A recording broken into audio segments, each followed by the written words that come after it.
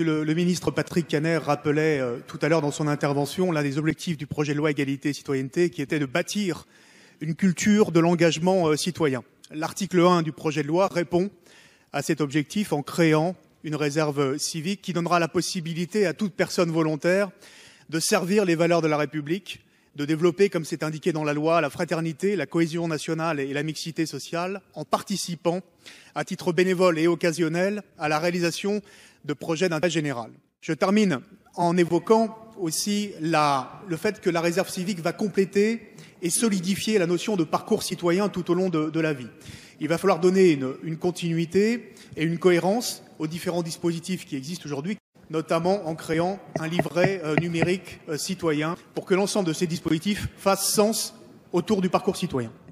Nous examinons les articles qui visent à consolider le service civique et c'est l'occasion aussi de mesurer le chemin parcouru depuis l'adoption de cette loi le 10 mars 2010 et dire en tant que rapporteur des crédits de la jeunesse qu'on peut mesurer le chemin parcouru en évoquant les crédits qui étaient attribués à l'Agence du service civique en 2010. C'était à l'époque 40 millions d'euros pour à peu près 6 000 missions de service civique. Et puis ensuite, en 2012, 100 millions d'euros.